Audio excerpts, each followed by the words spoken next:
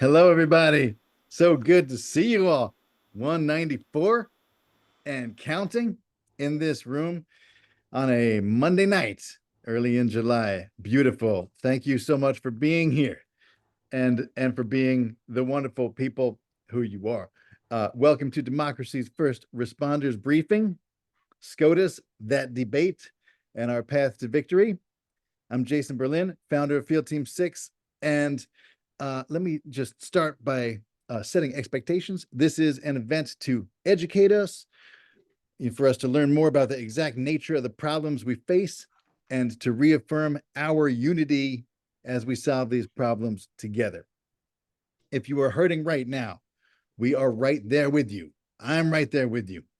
And we are also here to protect you and make this a safe space. So this is not an event where we will allow any trolling, any disrespect, or any name calling in the chat.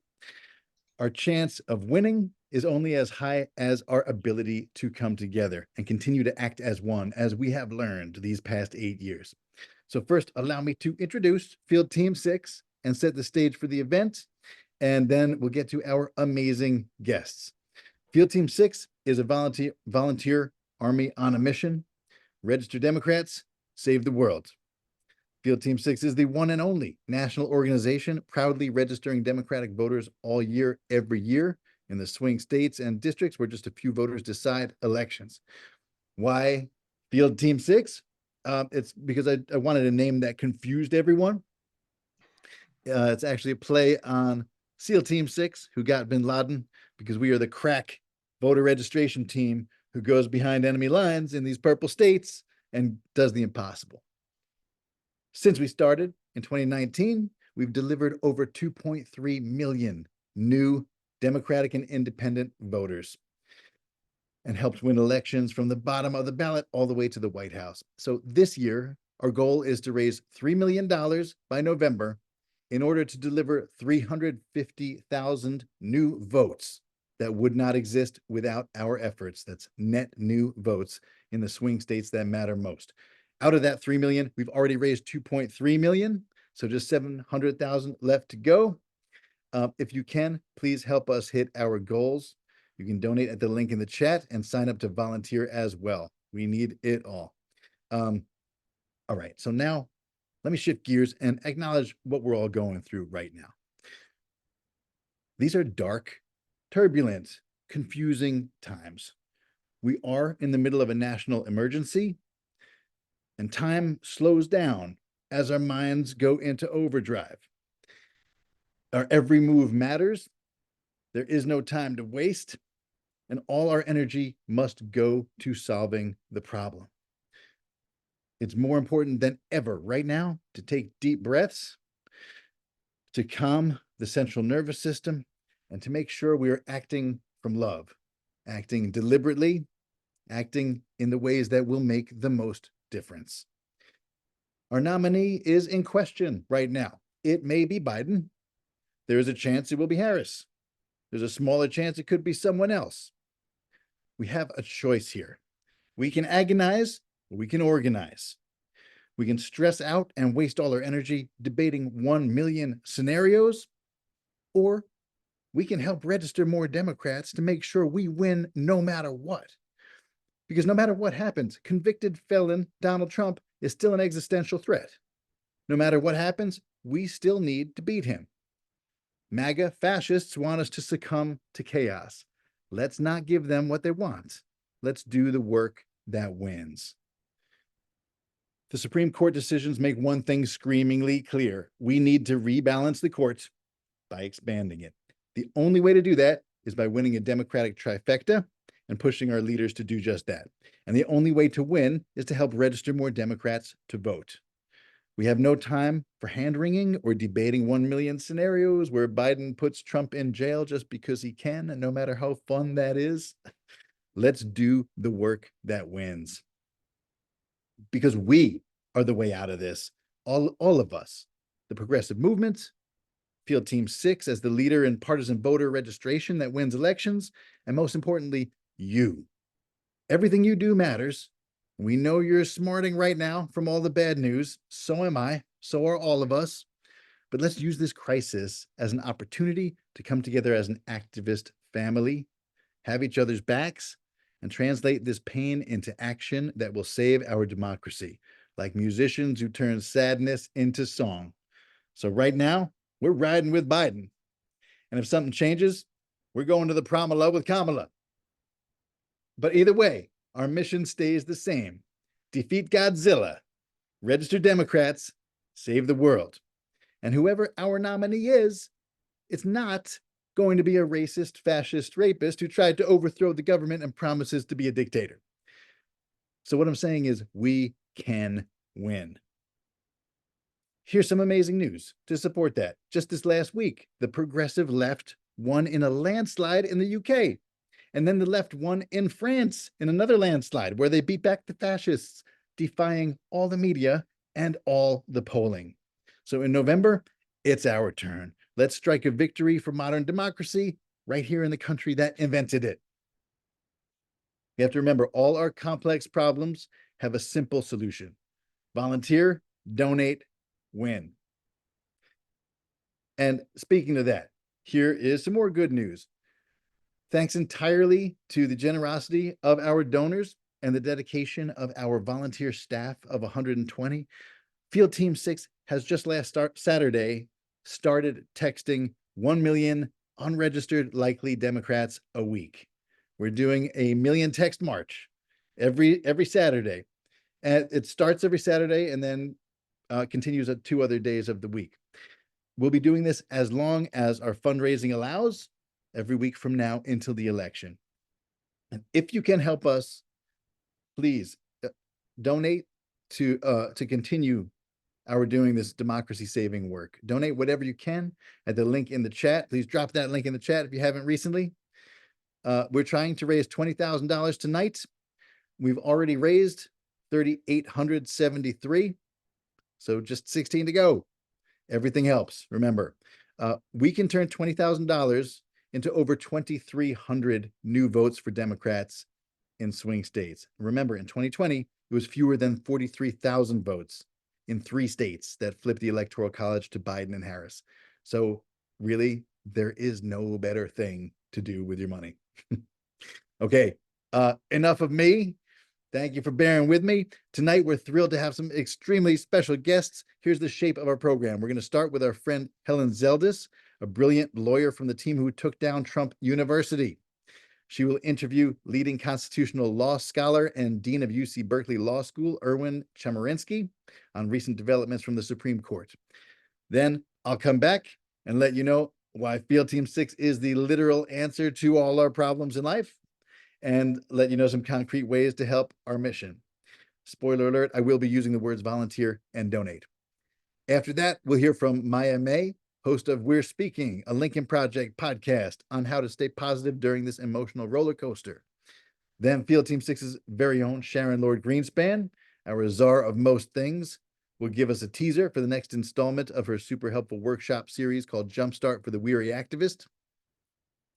Our final speaker is social impact strategist Katie Grossbard, who will reveal some of her super successful tips and tricks for maximizing your impact on social media. And then we'll have Q&A for everyone you've heard from. So as you think of questions, please put them in the chat, starting with the word ask in all capital letters. Just write ask right at the beginning and then your question. Our moderators will be looking for those and collecting those questions throughout the event. All right, let's get into it. First up, let's talk about SCOTUS with Helen Zeldes and UC Berkeley Law Dean Erwin Chemerinsky. Helen, thank you on behalf of all of us for taking down Trump University. Helen is a class action attorney and fearless advocate for her clients, who's been bringing corporate wrongdoers to justice for 20 years. The many crimes she's taken on include fraud, deceptive business practices, antitrust cases, employment discrimination, climate change and greenwashing cases, and human rights violations. Erwin Chemerinsky is not only Dean of Berkeley Law School, he has also authored 19 books and over 200 law review articles, as well as columns and op-eds for newspapers across the country. He frequently argues appellate cases, sometimes at the Supreme Court. And earlier this year, National Jurist magazine again named him the most influential person in legal education in the United States. There are no better people to bring order to the chaos. So Helen and Erwin, I'll let you two take it from here. Thank All you. right. Thanks, Jason. Thanks for the kind introduction. I couldn't be more honored to be here with you and the panelists and everybody tonight. This is what keeps me sane and keeps me hopeful, seeing so many people coming together to try to right the ship. When you asked me to participate in the town hall, I immediately thought of Erwin, who's been an inspiration to me my whole legal career. As some of you may know, I think there's a lot of lawyers out there. Erwin does an annual review of all the SCOTUS decisions that many of us listen to, and I swear he does it from memory with no notes. So we're in great hands tonight, having Erwin break these bombshell decisions down for us. And thanks, Erwin, for participating tonight. I think you're on vacation, so thanks for joining us. Yeah, last week we learned something crazy. We learned that indeed one man is above the law. Apparently, there's no crime that is persecutable if you're President Trump. It was a shock to the system. I know that me and many others are still reeling from this, trying to understand, does it really mean what we think it means? Does it mean that the president is now a king? Is he a dictator? Is our democracy completely undermined? Did the Supreme Court just execute a bloodless coup? How bad is it, Erwin? Can you summarize these decisions for us? Particularly the immunity decision and the Chevron deference opinions would be really helpful. Thank you so much for including me, and thank you for your kind words. The decision last week in Trump versus the United States is terrible. It says that so long as the president is exercising official powers, authority granted by the Constitution and a statute, the president can't be criminally prosecuted. So imagine, take an example that came up at the oral argument, the president calls out the Navy SEALs to assassinate a political rival. The president is commander-in-chief. That's an official power, can't be criminally prosecuted. Or imagine that the president uses the Justice Department to prosecute political rivals just for retribution. Commanding the Justice Department is an official power, absolute immunity. In fact, the Supreme Court said explicitly, the motives of the president don't matter. Or imagine the president sells pardons. The president has the authority under the Constitution to pardon, absolute immunity. So long as the president is carrying out a power granted by the Constitution or a statute, the president can't be held criminally liable. The conclusion that I draw from this is it makes it more important than ever who we elect as president, because we're not going to be able to hold the president accountable through the criminal laws. Yeah, it is as bad as it sounded. I've read quite a bit of the opinions, and I was, struck by the dissent and talking about really SEAL Team 6 and assassinations. Have you ever seen anything like this in a Supreme Court opinion before? There's never been a Supreme Court opinion that gave so much unchecked authority to the President of the United States. Now, in reality, few presidents will commit crimes, but a president who does, or a president is considering it, knows that there's absolute immunity. It's why Justice Sotomayor concluded her opinion by saying, "With fear for our democracy, I dissent." How does this opinion affect the 4 criminal cases pending against Trump? Let's start with the New York case. And that's where Trump was convicted for authorizing hush money to pay to Stormy Daniels and then covering it up by fraudulent business entries. I don't think there is any conceivable immunity for that, because the Supreme Court said when the president is acting in a private, not a presidential capacity, no immunity. So I know that Judge Martian in New York is going to hold a hearing on this, but I think there's no chance of absolute immunity being given for that because it's unrelated to carrying out the presidency. I think with regard to the prosecution in Georgia, where it's in state court and the president is accused of trying to get the Secretary of State to find additional votes and engage in fraud, that too had nothing to do with carrying out the presidency. So no immunity there. As for the indictment in Washington, D.C., and this is what was the focus of Trump versus the United States, I think some of the things the president did would protect absolute immunity. The court said that the president commanding the Justice Department try to keep him in office was part of the president's absolute immunity. The court talked about the president trying to get Mike Pence to throw the election to Trump in Congress on January 6th. The court said for that, presumptive absolute immunity, but it could be refuted. But there's other things in the indictment in federal court in Washington. Part of the indictment is about Donald Trump trying to manipulate what went on in states. I don't think that's going to be protected by absolute immunity. That's just trying to get Donald Trump additional votes, including by fraudulent electors, including by voter fraud. There's also the claims that Donald Trump tried to encourage an insurrection on January 6th. I don't think that would be by absolute immunity. The fourth and final case is in Florida, and it's about Donald Trump keeping classified documents after he left the White House and doing so in a way that violates federal law. Since he did that after he left the White House, I don't think absolute immunity there. So maybe to put this together, the court said if it's carrying out a presidential power, absolute immunity. If it's at the outer reaches of the president's power, presumptive absolute immunity. But if it has nothing to do with carrying out the president's power, it's just as a private individual, no immunity.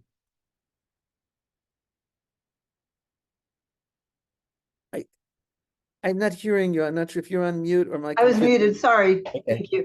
What do you make of the part of the opinion that talks about prosecutors not being able to even get into the motive of the president or introduce evidence? Is that going to affect these cases? I mean, I think Trump's moving to have retrials, some of the evidence stricken from these cases. Is it going to make it harder for these prosecutors? Are they going to have to go back now and trim down some of the claims against Trump?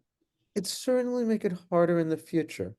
Imagine that the president says, I want the Justice Department to engage in prosecution for retribution, or the IRS to go after my political enemies.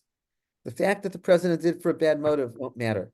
But I don't think that will matter with regard to the New York case, because the New York case says Donald Trump authorized his business records to be falsified to hide the hush money payments. That isn't about anything remotely related to the constitutional duties of the presidency. I think that's a situation where the convictions will stand. That was more hopeful than I thought. Thank you. A lot of people are messaging in, what can we do to fix this? What can the Biden administration do? While he's president, he's got total immunity, right? We're all feeling a little bit skeptical about that. Is this immunity really for Trump? Would this Supreme Court find Biden immune? Are we all being too hypocritical here? I hope President Biden, I hope no president will commit crimes. I hope this case will not be taken by any president as a blank check to violate the law. No one should ever be above the law. Would this case come about the same way if it were a Democrat who was being prosecuted? There's no way to know. I mean, we can't ignore the fact that this was 6 justices appointed by Republican presidents ruling in favor of a former Republican president who's the candidate for the Republican nomination. It was the 3 justices appointed by Democratic presidents dissenting. I'd like to believe that the court would be even-handed, but we can't know that. Is there anything Biden can do, any executive action or order that he could come up with to limit this ruling in any way? Unfortunately, no, and there's nothing that Congress can do. The Supreme Court was quite explicit in saying, where the president has absolute immunity, Congress cannot by statute intrude, and there cannot be criminal prosecutions. This is the Supreme Court interpreting the Constitution, and Congress, the president, can't change that. What about changing the composition of the court? There's a lot of talk about balancing the court, adding more justices, keying them to the judicial districts. Can the president do that by executive order? No, the size of the Supreme Court is set by federal statute. It can be changed by federal statute. The Constitution doesn't specify the number of justices. In the course of American history, it's been as few as 5 and as many as 10.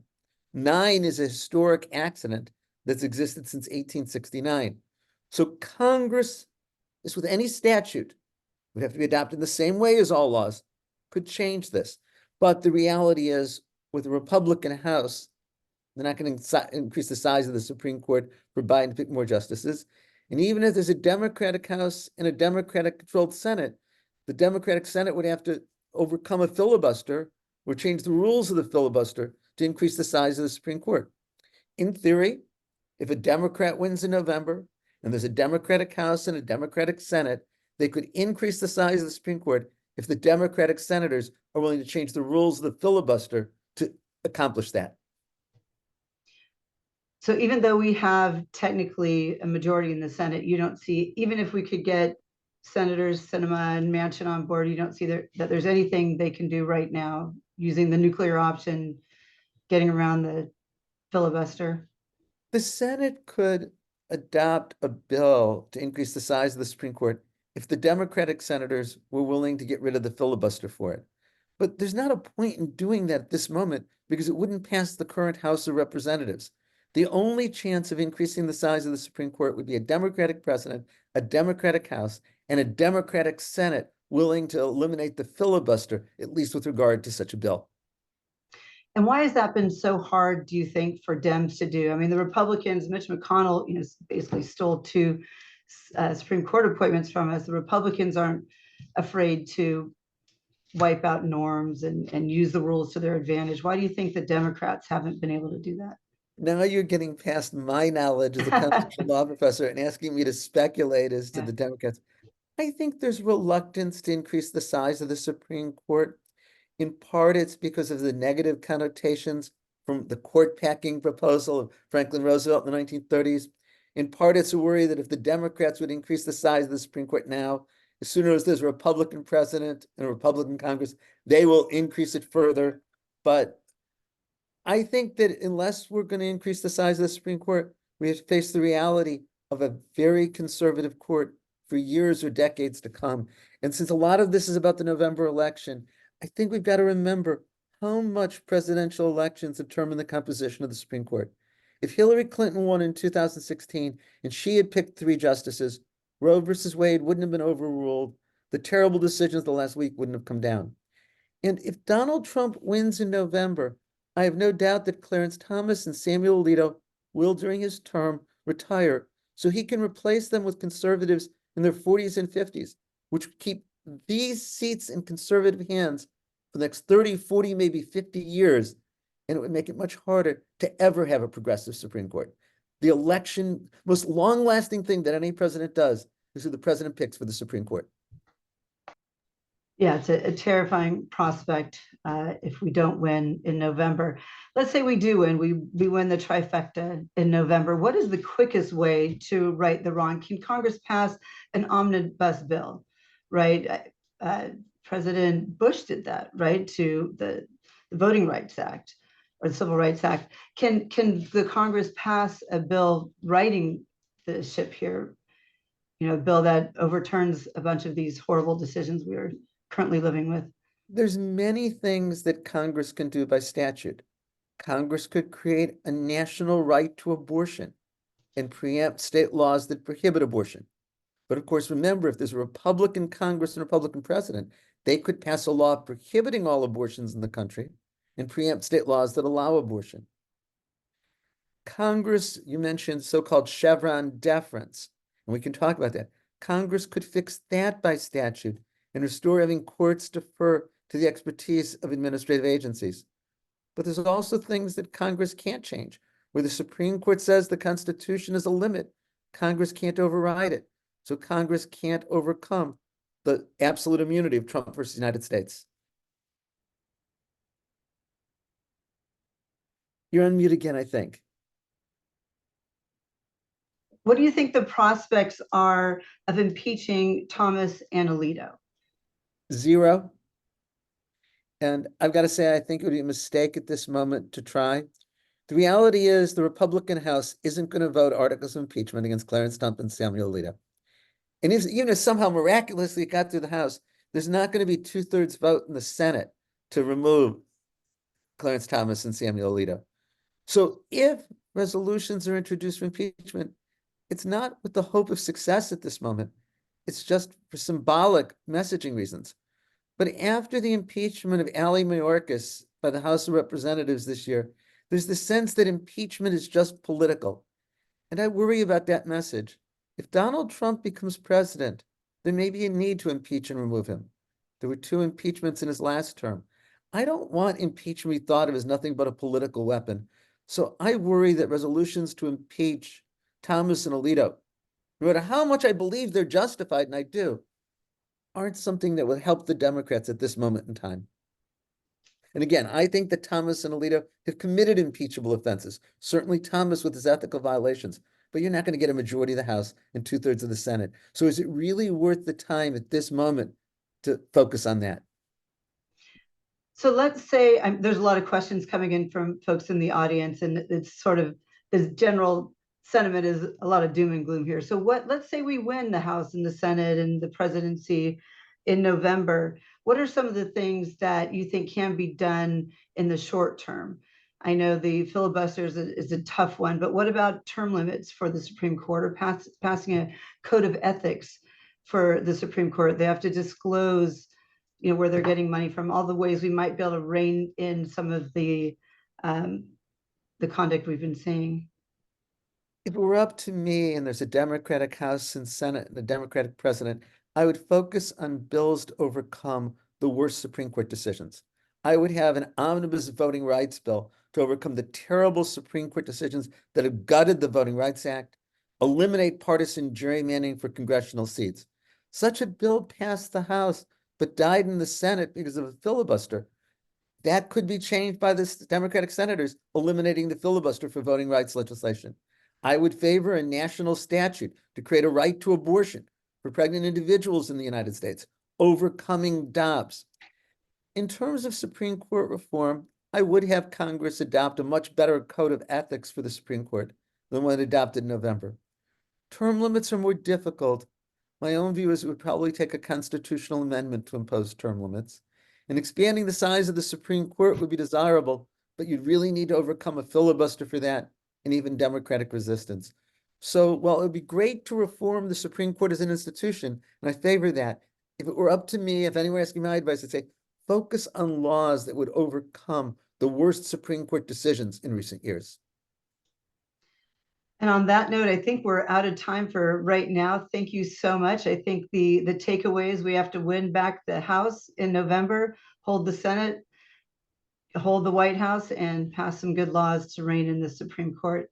Thank you, Dean Chemerinsky, for your opinions and for being here with us today. I know there'll be more questions and at the end of the other speakers. So thanks so much. Yes, thank you both. Thank you both so much. Thank you, Helen, for those great questions, and Dean Chemerinsky for breaking it down. And thank you for staying till the Q&A at the end, when I'm sure people will have way too many questions for you to answer, but we'll get to at least a few. You definitely gave me hope. I did not think that it was so hopeful that the remaining cases against Trump may not give him total immunity. So that's great. It was great, really great to hear. In response to all of this, I want to just lead a little lightning round on Field Team 6 and how Field Team 6 is exactly the answer to these problems. Field Team 6 and the way we register Democrats as the only partisan voter registration organization in the country, targeting swing states all year, every year. What we can do is restore that Democratic trifecta that we had in 2020, so that we can then push our leaders to carve out from the filibuster an exception to expand the courts. See if we can't do that, as well as pass the game-changing John Lewis Voting Rights Act that you mentioned and codify abortion rights across the land.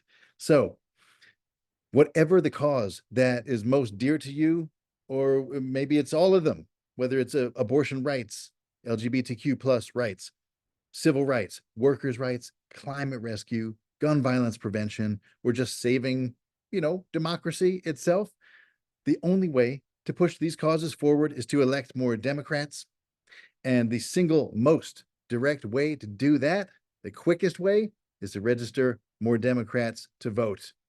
I love that you're putting your favorite causes in the chat. I would love to see more of that from everyone. So registering more Democrats to vote is the best way to win elections. Here's why I say that. We've all heard 23% of young people turn out to vote. Did you know that among registered young people, registered 18 to 24-year-olds in 2020 voted at 86%?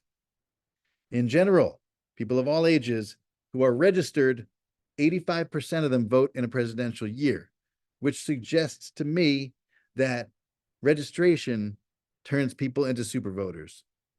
And turnout is not the whole problem, it's just half. The other half is voter registration. You can't turn out voters if they don't exist to begin with. Campaigns fight a battle, we change the battlefield. Campaigns fight for a vote, we fight for a new voter who will give them that vote, but also vote for Democrats up and down the ballot for the rest of their lives. So what we leave behind, instead of millions of dollars going to TV ads that are there and gone, we leave behind new blue voters, human infrastructure that continues to push these swing states and districts bluer over time. That's why this partisan voter registration is so important. I want to show you very quickly some of our results from 2022. We have actually, you need one sentence of backstory, which is that our secret weapon is this one-of-a-kind database, the only one of its kind in the country, that is millions of unregistered people who are likely Democrats. We have assembled this over time, thanks to your help fundraising, list by list we've bought, and these are people who are not registered, and they're deemed likely Democrats using a blend of age, gender, location, some purchase data. If they eat Fage yogurt, drive a Prius, eat a lot of salads, it turns out it's actually really, really good. Really accurate, this database. So we reached 5 million unregistered likely Democrats in 22. Out of those, the ones who registered and voted solely because of our outreach, in other words, would not have registered and voted otherwise, it's 171,000, and the cost per vote came down to $8.58. To put that in context, that's not a typo. The Democratic Party does spend $1,500 for what's called a net new vote. The closest organizations to us spend $200 to $300. We spend $8.58. The reason is because we have only 3 people on paid staff, including me. We have over 22,000 volunteers nationwide who do the work, and an amazing volunteer staff of 120 volunteers. And that is why we're able to deliver such cost-effective results. Here's what we did in Wisconsin. These are the people we contacted. Out of these 673,000, almost 300,000 registered to vote as blue and purple, in other words, Democrat and independent. Out of those, 149,000 voted, more than enough to account for the entire victory margin of Democratic Governor Tony Evers. In Arizona, a similar pattern. We contacted almost 400,000, about 128,000 registered as Dems and independents. Out of those, about 47% voted, more than enough to account for the victory of Democratic Governor Katie Hobbs, who, as you remember, defeated deranged psychopath Kari Lake. And in Nevada, a similar story where we contacted this many registered to vote as Dems and independents, 8,500 voted and just barely won the re-election of Senator Catherine Cortez Masto, who secured Democratic control of the Senate in what was supposed to be a devastating red wave election. This is how we did it. Millions of texts, emails, postcards, and calls, all volunteer driven, except the emails that we handle on the back end. These are our target states for November, and we've chosen these because of our overarching strategy, which is very simple and easy to remember. Just 3 words. And win it all is exactly what we have to do. We got to restore the Democratic trifecta so we can once again have nice things. We can expand the courts, for one thing. And like I said, codify Roe, pass game-changing voting rights. The way that we win it all is by volunteering, by letting other people know that Field Team 6 exists, spreading the word, and by donating. if you could please drop those links in the chat to volunteer and donate. Whatever you can do to help, we appreciate, and everything helps get us towards our goal. So far, we've raised $7,000 tonight. It keeps on going up. Thank you so much. And let's see if we can get to 20,000 by the end of this. 7,000 is a huge help. Remember, what we can do with $20,000 is deliver over 2,300 new votes in swing states where they matter most. So even when you're volunteering and donating to Field Team 6, and most of our volunteers are also donors, which is a beautiful thing, it can still be tough to digest the current political news. And that's why we've brought you the human cure for spiritual indigestion. Please welcome Maya May, the host of We're Speaking, a Lincoln Project podcast. She's an expert on breaking down the news to make staying informed as stress-free as possible, which is a huge superpower. So take it away, Maya May. Thank you so much for being here. Thank you, Jason. And can everybody hear me just fine? If you can do like this, awesome. We are in this. I was watching a lot of what everybody was writing in the chat, and with everything that's going on right now, it is really difficult for us to maintain a perspective, a positive perspective. I myself go through that roller coaster day in and day out. And as part of my work with the Lincoln Project, I had to interview quite a few experts in fascism, in extremism, in domestic terrorism. And just in doing that work and hearing about the potential darkness, and then stepping out into the world and looking around at my sometimes friends, sometimes acquaintances, or just people out in the world, and they just seem to be doing just fine. And I was like, are you paying attention right now? Because there are those of us, people who are on this call right now, who feel like sometimes we're doing the work and that nobody's paying attention, that we're screaming into the void. And that can create a level of loneliness and a level of exhaustion, especially now that it's reached a fever pitch where all of a sudden, you know, we have people, and thank you to Taraji at the BET Awards, and people are going, oh, Project 2025. And we're like, we've been screaming about that for a long time now. So I approach everything. So my background is comedy, actually. I was a stand-up comedian when I went to work with the Lincoln Project, but I also have a degree in political science. And so I had to, and part of the reason I was always interested in comedy is because I like to talk about the intersection of race, gender, class, all of those things that affect my world. And I myself, my why, I'm at the crosshairs of everything that the GOP would like to dismantle. My daughter is trans. She's an activist. I'm a Black woman living in America. So for me, it's as personal as it is professional, and trying able to maintain a positive mindset isn't just about winning an election. It's about survival. Right? It's about survival. So in a few minutes, I'm going to talk about how I do that. And I like to call it strategic positivity as opposed to toxic positivity. And that means being well aware of how absolutely horrifying everything is right now. Someone dropped in the chat immediately, like, are we headed to World War III, and is anybody else worried about it? Now, I'd like to say, no, I wake up every morning and I'm like, everything's great. And I'm like, no, every morning I wake up and like, oh God, are we doing enough, right? Because the last thing I want is for us to reach the finish line and go, I didn't do my part, or I didn't do the thing that I needed to do, right?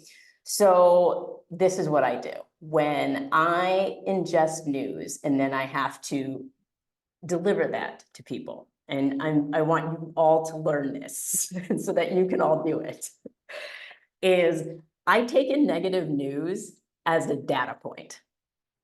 Like, so when something happens, I don't take it as an emotional thing. I mean, obviously I take it as an emotional thing, but then I go, what is this telling us about right now?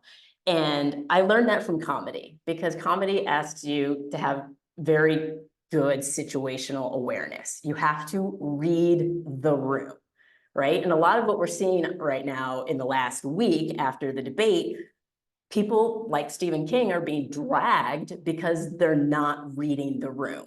Like, Democrats are very strongly behind Biden, Harris, and are like, hey, we need to align here. And the people who are not reading the room are being dragged, right? So I like to take time with the news. It comes in. A lot of times people are quick to jump on something. Please tell your friends and family that they do not have to comment on something the minute it comes out. You can sit with it. Maybe you never talk about it because it ends up being just a blip. There is so much noise and chaos that has to be ignored in order to stay effective and to stay in the right mindset. As a comedian, if I'm on stage and I respond to every little thing that's happening in the audience, I would lose track of what I'm trying to do, which is tell jokes. And we don't want to lose track of trying to win this election. And so if we allow ourselves to be distracted by all of these goings on, then it becomes that much more difficult and that much more draining to complete the task, right? So it's almost like pattern breaking. And so we are all used to this pattern of like, oh, this happens, and oh, we're gonna complain about it, and oh, we're gonna, and it's like, no, we just have to constantly redirect until that pattern is broken, right? And so that we can just stay on track. The rage, I want to talk about it. 2 seconds. I think I've got like a minute here. For the rage when it comes in, because it's real. I have a method that I use to go from rage to optimism. And the first step is acknowledging the rage. I have a video about it. And it's acknowledge the rage, acknowledge what it is, do whatever you need to do. If it's screaming in your car, if it's screaming into a pillow, acknowledge the rage and honor it. Tell everybody to do that. And then some sort of activity that helps you burn off that rage. Maybe it's gardening. Maybe for me, it's skating until I landed on my tailbone and fractured it on Juneteenth, I just found out. So I had to come up with a different rage burning activity. And then when you, and if you can't do things, if you can't be active like that, maybe it's watching a comedy or something that just makes you laugh, because studies show that laughter opens up neural pathways and makes it easier to process information, and it improves your critical thinking skills. So once you get through that step, you can, if your rage is dissipated, then do a nice meditative thing, whether it's meditation, whether it's yoga, whether it's talking to a friend, something to just help calm. And now that you're just very chill, now you can make a plan. And maybe that plan's to not tweet at all. Maybe that plan is to just keep that negative thought and just let it go. And then you stick with the plan, and that's it. And then every time SCOTUS does something crazy, I just go through that, and that's it. I'm done. Thanks. I'll answer my questions later. That's amazing. Wait, we don't all have to post our opinion about things immediately? That's crazy talk. Sounds Okay. great. Wow, my family is going to be so surprised. That's that is awesome advice. Thank you so much for that. If you have the link to that video on Rage, if you could drop that in the chat, that'd be great. And yes, would love to. People are already doing this, but I'd love this if people want to drop in the chat what activities you do to process your rage, grief, all the garmonbosia, all the pain and suffering that we're all going through right now. It's natural that we're all going through this because we are the side that cares about people and that takes the news personally, especially as activists.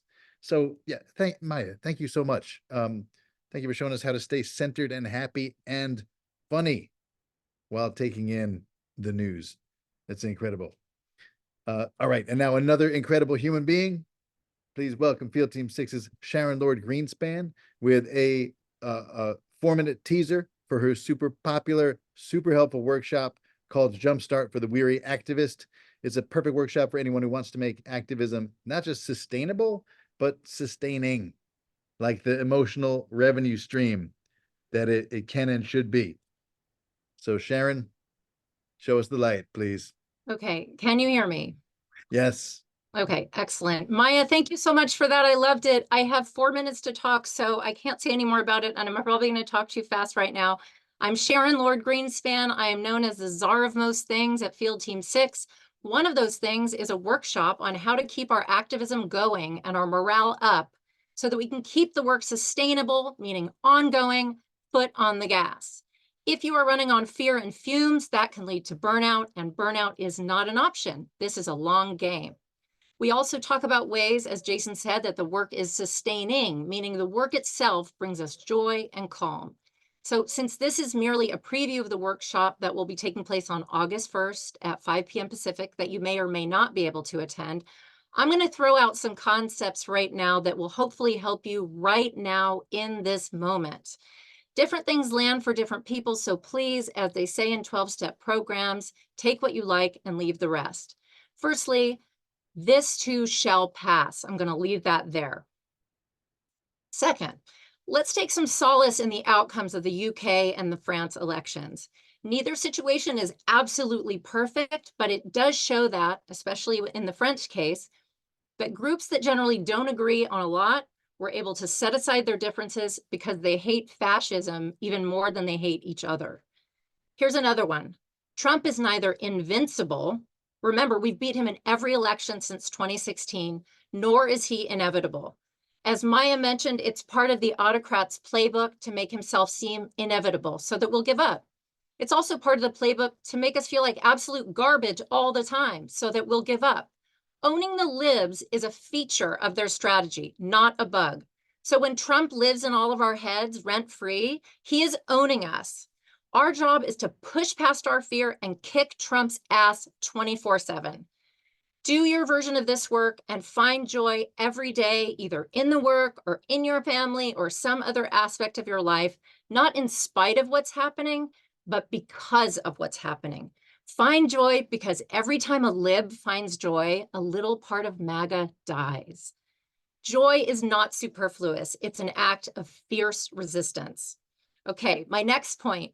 Chop wood, carry water. This comes from it's something that people have been saying for a long time, but I got it from Jess Craven's amazing newsletter, and it means confronting a huge task by breaking it down into tiny attainable steps.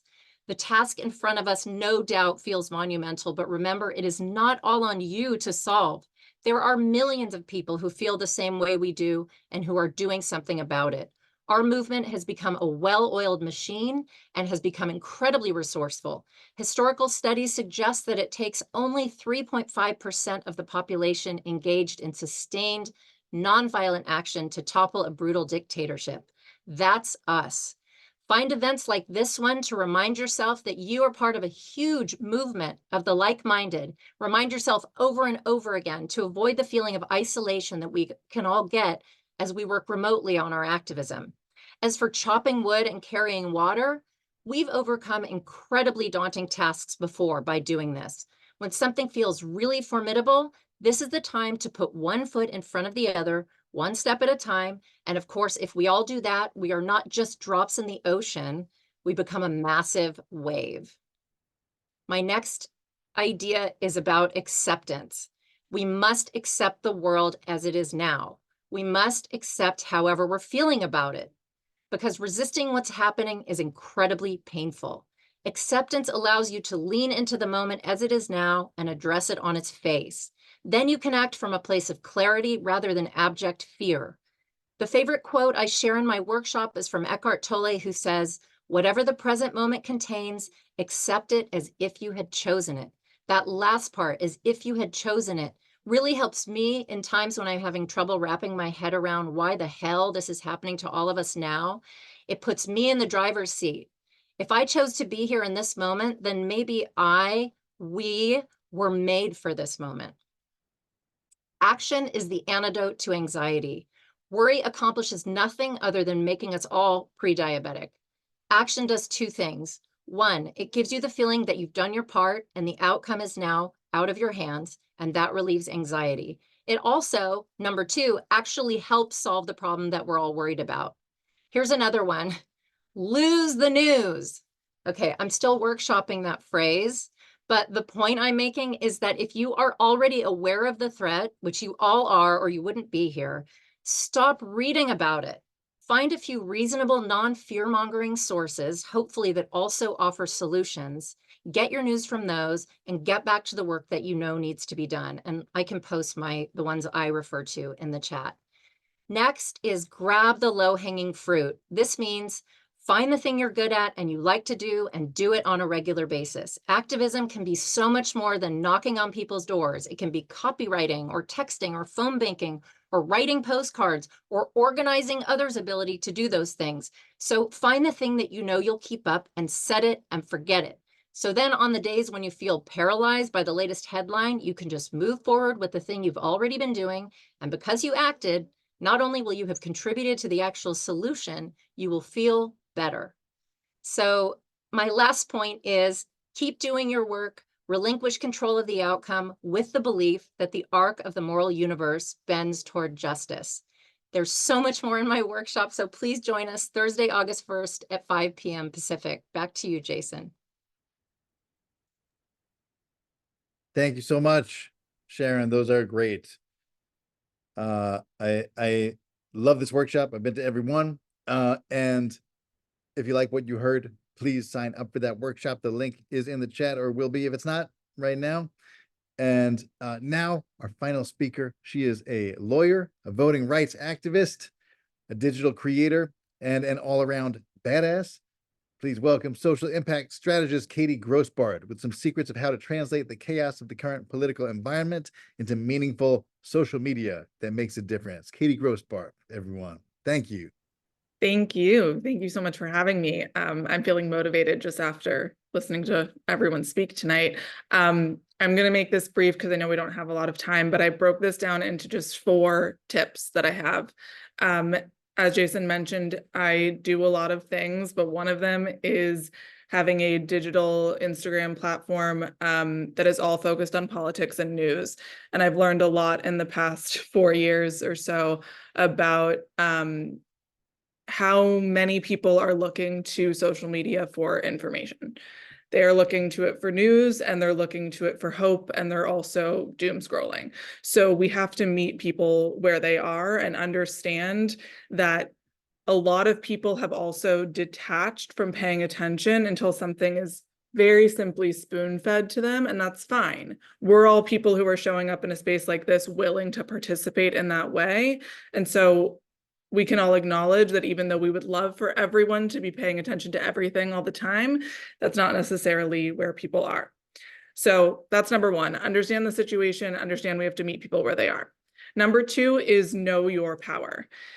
A lot of people think you have to do something big and you have to make a huge impact. And the reality is that speaking to people in your community and in your circles is going to be vital for this election. A lot of people are more likely to vote, they're more likely to volunteer, they're more likely to talk about or learn about these issues if a peer asks them to participate, or someone says, I'm writing postcards, do you want to do this with me? I've had 2 friends of mine this past week who haven't written postcards in the past, been like, let's do this together. I want to do this. And it's so gratifying when you're the person who amplified like the need for this to happen. And community connection in that way is really critical. Another reason that that's really critical is because right now, a lot of people, like has been said earlier, think this isn't actually going to be a big deal or something. It all seems very vague, and a Supreme Court decision doesn't feel like it directly impacts their life right now. And the more you can make it clear that our communities, the people we care about, are directly impacted by these things, and we all need to be activated, is really, really important. Don't make assumptions about what people know also. When you have these conversations, knowing your power is also knowing that you are paying attention and you are learning things that a lot of other people may not know. And sharing that information is really, really important. So that brings me to number 3, which is make it shareable.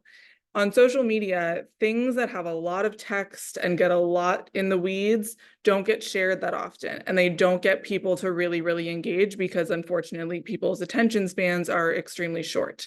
Also, political content is being suppressed. So we kind of have to put the cheese on the broccoli, is what I keep telling people. We have to make it a little bit entertaining, a little bit funny, a little less like the world is ending, and less you're Maya and you can make that funny. But you have to get a little bit creative and then make it easily shareable. One of the things that's actually kind of lovely about Project 25, even though it's the worst plan in the world, is that it's catchy and we can use that to our advantage. People can pick up the fact that there's this thing, it's called Project 2025 and it's really bad. And it makes people willing to share something that's graphic and they can learn just enough without needing to know every single point in that project. Number 4 is tighten the narrative. There's a lot of stuff going on every single day, and what people get overwhelmed by and get anxious about is that influx of information. So if we can keep it very simple and say this is about the Supreme Court, this is about Project 2025, this is about making sure that we have the rights that we are entitled to, and making sure that people feel safe and heard and can get the health care that they need and all of these important things, keep it very streamlined and say, this is what we're doing here. It's not about necessarily every single candidate that's on the ballot, but it's about overall what these people are supporting and what their values are, and we can keep it simple. And the last thing I want to say is that if you impact one person, even if you think that posting on social media is silly, if you impact one person, you did something good. And one of my favorite things that ever happened was in 2020, someone was following me and they said they were living abroad and they figured out how to vote from that foreign country because of me. And that is the best thing ever. So if you can help one person get to the polls or register to vote, you're making an impact and you're doing something great. And if we all do one thing, then we're good. Back to you, Jason. Love it. That is true. If we all do one thing, we will win this overwhelmingly. And whether it's volunteer or donate, Katie, thank you so much for that great advice. And I'm so hungry for broccoli and cheese right now. So let's open it up to some Q&A. Thank you for bearing with me. We're going to be going over a little bit, but I swear we will have this wrapped up by 6:10, 6:15, the latest. So yes, if events could spotlight Helen and Erwin and Maya and Sharon and Katie and me too, please. And Helen, you should have gotten some texts with a whole bunch of questions. Feel free to choose whatever sounds most interesting.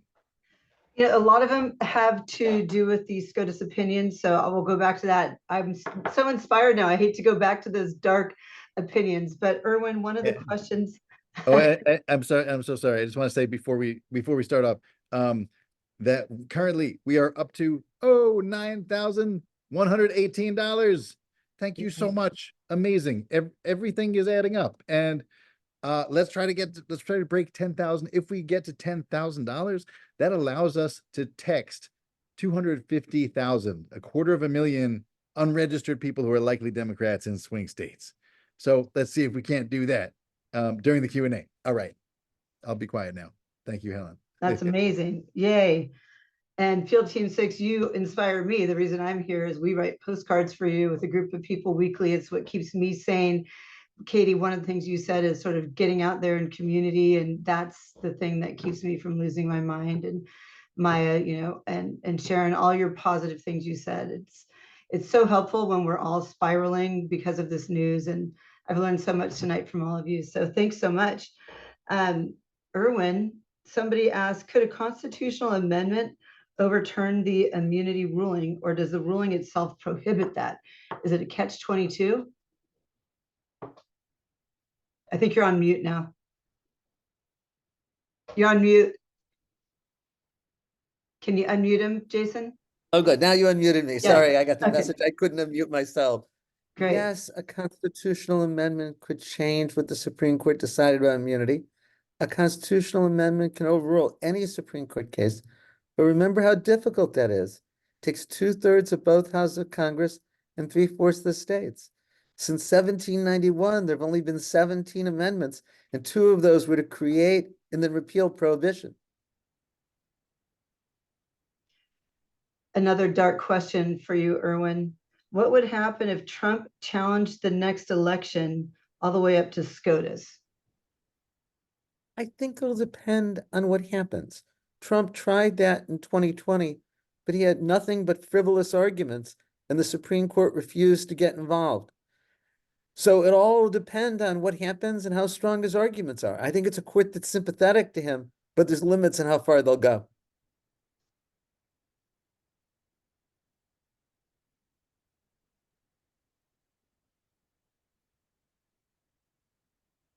This is a question that sort of touches on something you mentioned earlier. There's a question about, is there any way to get rid of Judge Loose Cannon removed from the Florida case? Their words. So I think it is so unfortunate that Judge Cannon is hearing the federal case against Donald Trump. It's a strong case, and from the very beginning, she's been so clearly biased. But it is extremely difficult to get a judge disqualified from a case, and the United States Court of Appeals, the 11th Circuit, isn't going to do it. So there isn't realistically a way of removing her from the case. This is an interesting question. Somebody wrote in, Jamie Raskin wrote that we can address the unethical justices by using congressional power to ask the DOJ to intervene and demand that some of the judges recuse themselves, for example, from the January 6th cases. Can you please comment on that? The Supreme Court's already decided a key case with regard to January 6th, and of course, Trump versus the United States. I have enormous regard for Representative Raskin, but what he was saying is the Justice Department can ask the Supreme Court justices, other than Thomas and Alito, to disqualify Thomas and Alito. The Justice Department can ask, but I don't think there's any chance in the world the other 7 justices would take the action against Thomas and Alito that he recommends. I think those are all the questions from the audience. Do any of the panelists have questions for Erwin? Yes, I'm sure I do. Erwin, I have one question for you that I've been thinking about. It's really about the Chevron deference opinion, which gets a little into the weeds there on administrative law. And maybe you can talk for a minute about that. We're all focused on this immunity decision. But to me, the Chevron deference opinion and the other one about statutes of limitations, what it does and the power it gives corporations. Can you talk a little bit about that and the fallout for example, climate change cases, environmental cases that are pending right now? Of course. In 1984, the Supreme Court decided a case, Chevron USA versus Natural Resource Defense Council. And it said that when a federal agency is interpreting an ambiguous statute, courts should defer to its interpretation. So to take a concrete example, the Clean Air Act says that the Environmental Protection Agency can regulate air quality. Imagine the EPA says, this is the rule as to how much of a particular pollutant can be put in the air. The court under Chevron deference say, the EPA is the expert. We'll defer to it.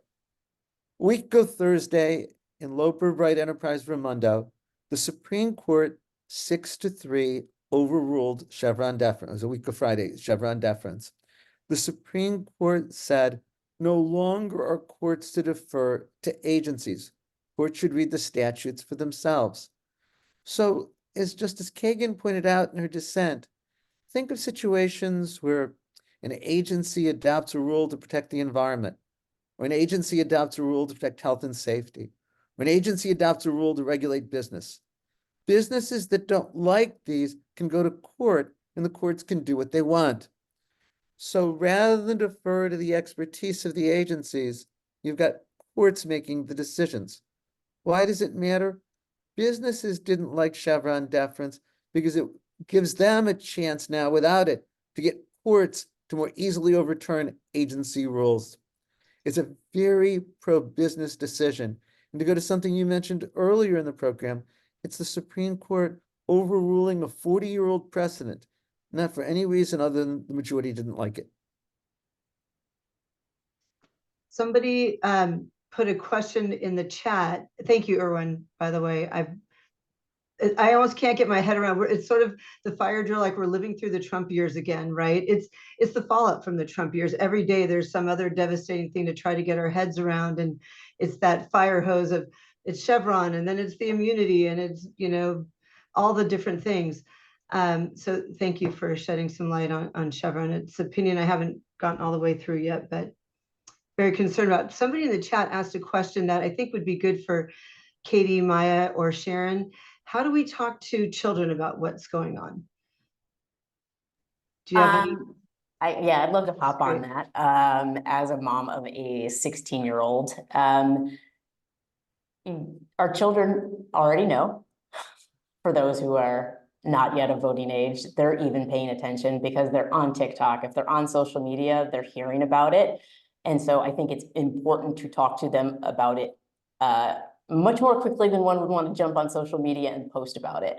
I think it's important to help them through perspective. A lot of these kids are already, quite frankly, very traumatized. If anybody hasn't read Fight yet by John Della Volpe, I highly recommend that book because it talks about how he's from Harvard Polling Institute, and he talks about how this generation has been raised through, gun violence and just many things that they're dealing with. And of course, the internet is making all of that hyper viral for them. And so I think what's really important for them is letting them grieve kind of a little bit what that is. But also understanding what it means for them to have ownership of their own experience, especially if they're not yet of voting age. So that means letting them understand that, one, you can pre-register in many states. All right, so they can be the minute they turn 18 that they're ready to go.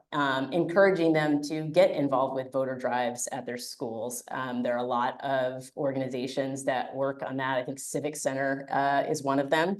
And so the same advice that we're giving to ourselves, which is action prevents that despair, or at least staves it off enough, is that they can get active and talk to their friends about these things and join clubs at school. And again, giving them an outlet to process their rage. So whether that's creativity, whether that's sports, whether that's something, but let them know that we're also sometimes, it helps them to know that the adults are also like, we're struggling too. Like we don't all have it together. And I'm not saying have a meltdown in front of the kids, but let them know like, hey, this is tough. Don't worry. It's not just you who's finding this to be tough. So yeah, that's, oh my God, little niece went canvassing at age 4.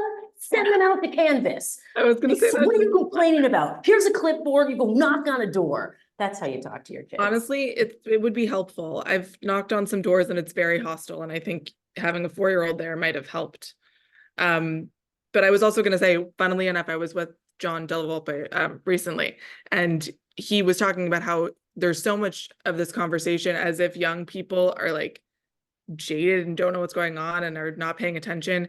And specifically when it comes to climate, like young people are so activated and so passionate, and they want to talk about these things. Like, I think there's the one side of it that's a lot of anxiety. And I know a lot of kids have that with active shooter drills and things like that.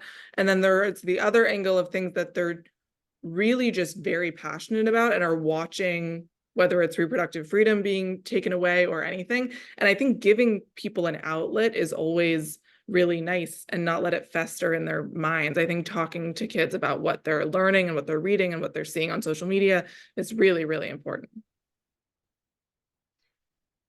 Yeah, I echo what all of you said. I've got a daughter who's going to be able to vote for the first time. She's been writing postcards with us since she was 17, and she would sign the postcards, her name, volunteer, age 17. You can vote for my rights, and I can't. And it's just showing, I wanted to show her when Dobbs came down, when she saw me and all my friends freaking out, that action really is the antidote to fear and despair. And she's been organizing teens and kids and pre-registering others. And I think that's what we have to show our kids is what they can do. There's so many kids who don't vote. Jason, you probably have the numbers, but it's a huge amount of new voters out there who just aren't registered. So yeah, don't be afraid to bring your kids with you, right? When you're doing all this stuff, and show them what we can do to make a difference. For sure. Yeah. Sharon, what do you, I'd love to hear what with your kids, how do you feel about that? How do I you was hoping to hold up to this question. I didn't,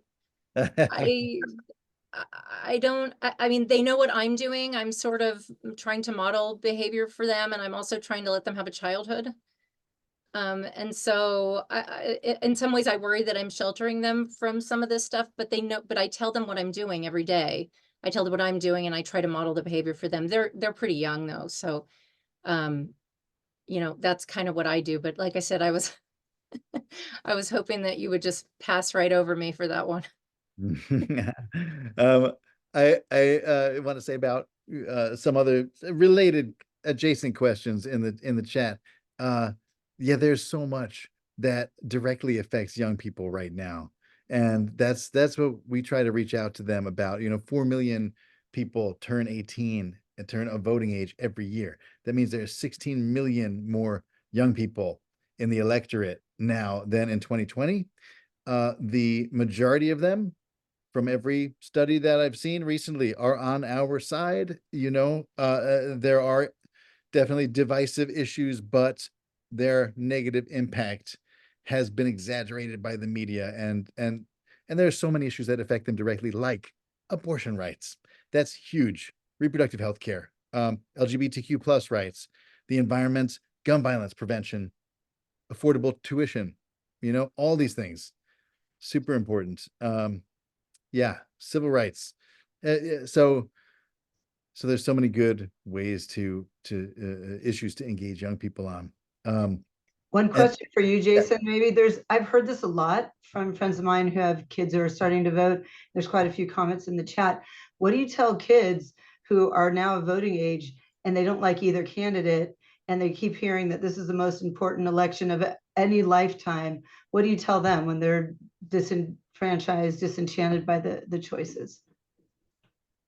I find it is always good to tell people the basics, the very basics, and without judgment, no matter how hard that is. And it might take practice. It did for me, but young people can detect even trace amounts of judgmentalness. So the you know, with the least judgment you can, letting them know that the Democratic Party is the one party that stands for health, you know, reproductive health care rights, and you know, and all those planks of the platform that I mentioned. They may not know that. Most people don't know what Biden has accomplished. Most people don't know the Biden administration passed the biggest climate legislation in history, and has forgiven the most student loans in history, and has created the most jobs of any president in history. Most people don't know that. So sharing those three things is super helpful. I'm sad that I offended Dean Chemerinsky, but No, he's on the but East Coast and I think he had to run. okay. Well, I should wrap this up because it's 6:15, 9:15, depending on which coast you're at. Sorry to be coast centric. It's one of those middle numbers if you're in the middle. But thank you all so much for being here.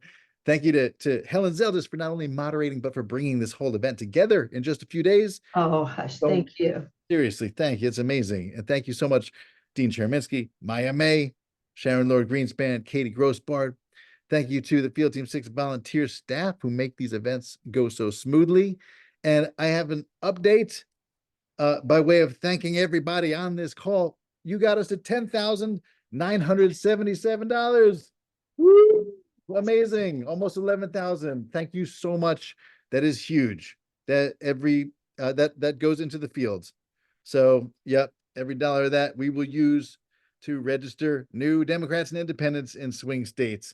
And I just, last things I want to say are, you know, anyone who can volunteer, please keep volunteering.